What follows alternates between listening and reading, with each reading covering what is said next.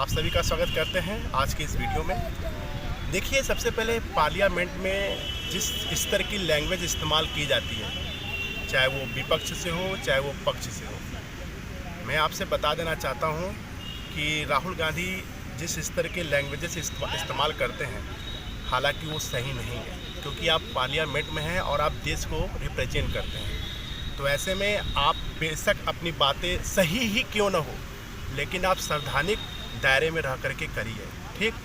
लेकिन एक पक्ष और भी जानिए, पिछले 12 सालों से हमारे माननीय प्रधानमंत्री नरेंद्र मोदी जी जिस स्तर की लैंग्वेजेस उन्होंने देश के अंदर स्थापित किया है, आप यकीन मानिए, आप जा कर के पिछले कई वीडियो को गो थ्रू करिए।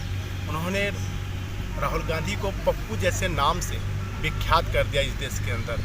आज यूनिवर्सिटी जैसे व्हाट्सएप यूनिवर्सिटी वाले लोग आज उनको पप्पू का नाम दर्जा दे रहे हैं। जो बंदा हार्वर्ड यूनिवर्सिटी से पढ़ा लिखा हो, जिस बंदे के पास 3 साल का एक्सपीरियंस हो ऐसे कॉर्पोरेट कंपनी में जॉब करने का, जो बंदा जिसके परिवार से 3 प्रधानमंत्री रहे हो, जो बंदा ना जाने किसी भी देश का वो रिप्रेजेंट करने की क्षमता रखता हो, आप उसे पप्पू नाम दे करके देश में क्या साबित करना चाहते हैं? यही साबित करना चाहते हैं कि आप बहुत पढ़े लिखे हैं। आपकी लैंग्वेजेस और आपकी यह दिशा तय करता है कि आप में डर है, आप में भय है, आप में कोई विज़न नहीं है, आपके अंदर कोई मिशन नहीं है, और आप इस तरह के भाषा के इस्तेमाल करके लोगों के दिमाग में एक कहानी और एक मनगढ़ंत माहौल बनाना चाहते हैं। मैं एक चीज़ क्लियर कर देना चाहता हूँ कि हमारे देश की पीढ़ी और हमारे देश की जनरेशन जो है, युवा, वो कहीं न कहीं अब वो समझ चुका है कि आप क्या करना चाहते हैं और आपकी क्या इरादा है।